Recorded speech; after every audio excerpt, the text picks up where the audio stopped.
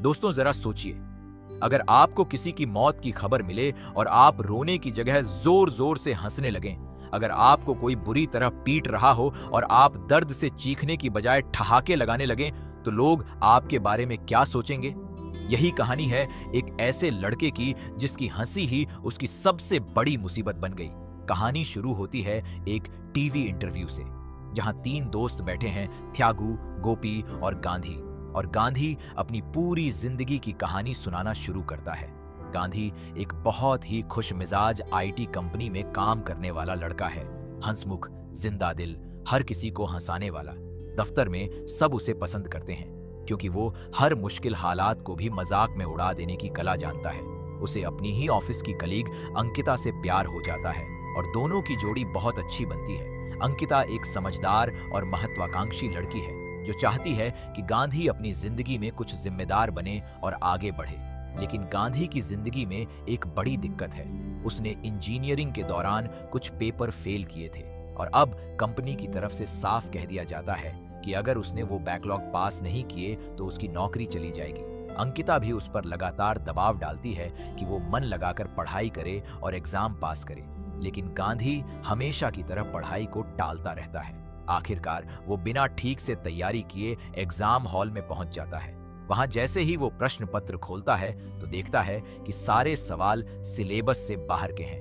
ऊपर से उसका दोस्त और परीक्षक दोनों उसका मजाक उड़ाते हैं और उसे बेइज्जत करते हैं। इतने दिनों का तनाव, नौकरी जाने का डर, अंकिता को खोने का डर, सब कुछ एक साथ उमड़ पड़ता है और अचानक गांधी उस एग्जाम हॉल में बेकाबू होकर जोर जोर से हंसने लगता है। यहीं से शुरू होती है उसकी असली मुसीबत। उसे पता चलता है कि उसे एक दुर्लभ बीमारी है जिसका नाम है स्यूडोबल्बर अफेक्ट, यानी नर्वस लाफ्टर डिसऑर्डर। इस बीमारी में इंसान तनाव, डर या दुख की हालत में अपने आप पर कंट्रोल खो देता है और बेकाबू होकर हंसने लगता है, चाहे हालात कितने भी गंभीर या दुखद क्यों ना हो। यह बीमारी गांधी की पूरी जिंदगी उलट पुलट कर देती है। हर जगह लोग उसे गलत समझने लगते हैं। कोई सोचता है वो पागल है तो कोई सोचता है वो जानबूझकर मजाक उड़ा रहा है। नतीजा यह होता है कि अंकिता भी उससे नाराज होकर उससे ब्रेकअप कर लेती है क्योंकि उसे लगता है गांधी उसकी भावनाओं का मजाक बना रहा है। टूटा हुआ गांधी आखिरकार एक मनोचिकित्सक वीरभद्रन के पास इलाज के लिए जाता है। डॉक्टर उसे समझाता है कि यह बीमारी असल में उसके दिमाग की एक गड़बड़ी है। दिमाग की वो नसें जो हंसने और रोने के भावों को कंट्रोल करती हैं, वो सही तरीके से काम नहीं कर रही हैं। इसीलिए जब भी गांधी पर बहुत ज्यादा तनाव, डर या दुख आता है तो उसका दिमाग गलत सिग्नल भेज देता है और वो रोने की बजाय हंसने लगता है। यह सुनकर गांधी और भी परेशान हो जाता है क्योंकि उसे समझ नहीं आता कि इस अनोखी बीमारी का सामना वो अपनी रोजमर्रा की जिंदगी में कैसे करेगा। इसे कंट्रोल करने के लिए डॉक्टर एक पवित्र धागा उसकी कलाई पर बांधता है। यह ताबीज बहुत शक्तिशाली माना जाता है, लेकिन डॉक्टर सख्त हिदायत देता है कि अगर यह धागा टूट गया या किसी ने इसे जबरदस्ती हटाने की कोशिश की तो गांधी की जान को भी खतरा हो सकता है। साथ ही उसे यह भी कहा जाता है कि वो अपनी इस बीमारी के बारे में किसी को कुछ न बताए। इसी बीच गांधी के सबसे करीबी दोस्त दिल्ली बाबू की जिंदगी में भी तूफान आ जाता है। उसकी गर्लफ्रेंड प्रिया किसी और लड़के से शादी करने जा रही है और यह सुनकर दिल्ली बाबू पूरी तरह टूट जाता है। वो अपने दोस्तों को बताता है कि वो अब जिंदा नहीं रहना चाहता और आत्महत्या करने की सोच रहा है। यह सुनकर गांधी और उसके दोस्त घबरा जाते हैं और अपने दोस्त को ढूंढने निकल पड़ते हैं। लेकिन यहीं से कहानी में एक जबरदस्त ट्विस्ट आता है। शहर में एक और दिल्ली बाबू है जो कोई मामूली आदमी नहीं बल्कि एक खतरनाक गैंगस्टर है। उसके पास एक मंत्री ठंगा दुरई की बेहद गोपनीय हार्ड ड्राइव है जिसमें बड़े बड़े राज छुपे हैं। गैंगस्टर दिल्ली बाबू का जानी दुश्मन है सकरादास, जो अपने 2 गुंडों नेल्सन और मणिक्कम को दिल्ली बाबू के जन्मदिन की पार्टी में भेजता है ताकि वो उसे मार डालें और वो हार्ड ड्राइव चुरा लें। अब यहाँ संयोग का खेल शुरू होता है।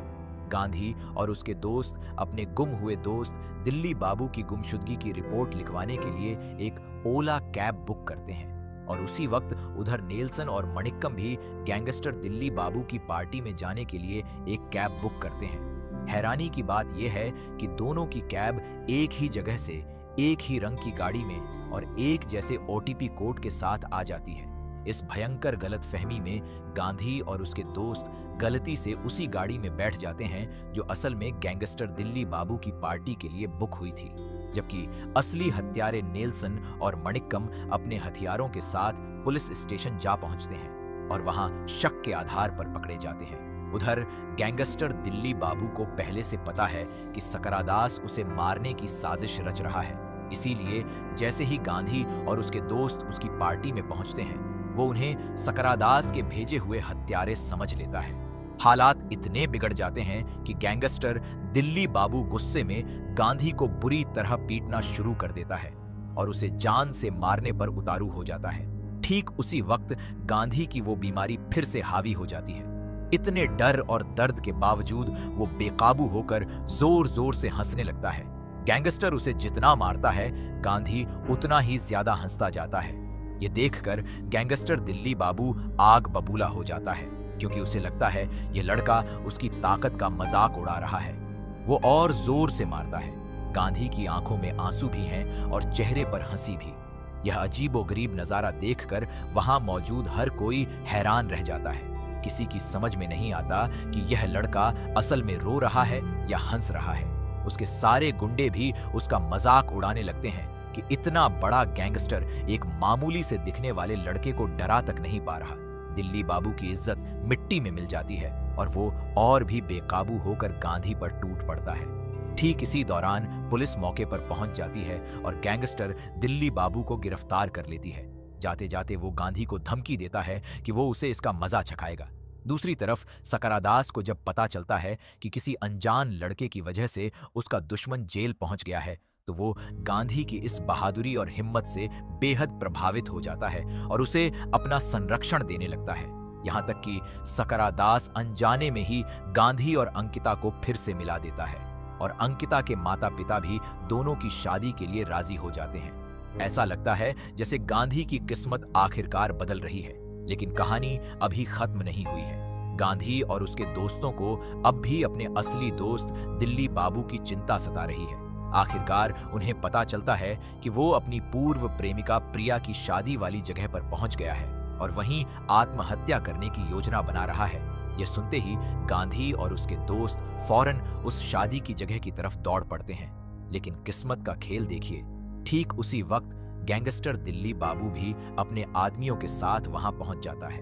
वो गांधी और सकरादास दोनों से बदला लेने के इरादे से आया है। अब शादी के उस माहौल में एक के बाद एक हैरत अंगेज और हास्यास्पद घटनाएं होने लगती हैं। कहीं बैंड बाजा बज रहा है तो कहीं गुंडे हथियार लेकर छुपते फिर रहे हैं, कहीं रिश्तेदार दुल्हन को तैयार कर रहे हैं तो कहीं दिल्ली बाबू छत पर चढ़कर कूदने की तैयारी कर रहा है। अफरा तफरी मच जाती है, गुंडे इधर से उधर भागते हैं, गलतफहमियां और बढ़ती जाती हैं। कभी कोई किसी को पहचान नहीं पाता तो कभी गलत आदमी पर हमला हो जाता है। पूरा माहौल एक अजीब कॉमेडी ऑफ एरर्स बन जाता है, जहां हंसी और खतरा दोनों साथ साथ चल रहे हैं। लेकिन इन सब के बीच गांधी हार नहीं मानता। वो हर मुश्किल का सामना करते हुए आखिरकार अपने दोस्त दिल्ली बाबू को आत्महत्या करने से बचा लेता है। इस पूरे हंगामे को देखकर गैंगस्टर दिल्ली बाबू को भी सच्चाई समझ आ जाती है कि गांधी कोई बहादुर या खतरनाक आदमी नहीं है, बल्कि वो सिर्फ एक ऐसी बीमारी से जूझ रहा है जिसकी वजह से वो सबसे गलत और मुश्किल वक्त पर हंसने लगता है। यह जानकर गैंगस्टर दिल्ली बाबू का दिल पिघल जाता है। वो गांधी को माफ कर देता है और उसे जाने देता है।